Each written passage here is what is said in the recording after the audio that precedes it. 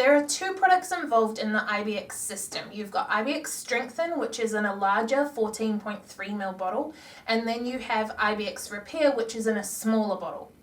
The IBX Strengthen must be used every single time that you apply IBX to a client. The IPN lies within that bottle, the larger IBX Strengthen bottle. If you don't use it, IBX will do nothing. The IPN is in that bottle. This is the armor, and it's what's protecting the nail against damage and also supporting new nail growth. Now, both bottles, the Strengthen and the Repair, will do 100 applications each. So it is one of the most cost-effective products that I've heard of in the industry, with currently at the time of recording a duo pack, so both bottles being around about the $70 mark. So getting 100 clients out of that is really, really cost efficient. The smaller bottle, Repair, acts like a sealant for delamination, white spots, and damage. Consider it like double-sided tape, holding the delamination or damage together until the IPN can come through and tie it all up.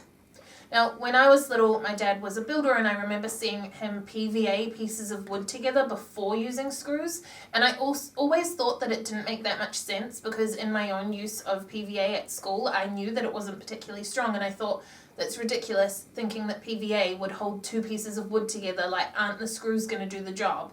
But only now that I've been using IBX for so long do I actually understand that, where IBX Repair is going in as the PVA glue, holding everything together and in place for just long enough for the IBX Strengthen, or the screws, to come in and hold it together permanently. Repair has part of the IPN in it, but alone it cannot form a full IPN. So it's really, really important that you use both Repair and Strengthen together. You can use Strengthen on its own to maintain IBX once damage has been repaired, but Repair can never be used on its own. The only other thing to remember is that Repair should only be applied to visible damage. So if they've just ripped off a full set of acrylics, then absolutely put Repair over all of that damage. But if they have damage that is either on its way to being repaired, or it is spot damage where just something has peeled or something has happened where only part of the nail is damaged, it's really important that you only apply Repair to the damage, the visible damage.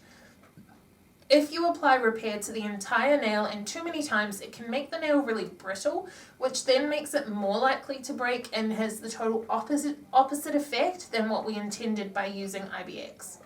The Strengthen layer, that can go over the entire nail and should go over the entire nail every time.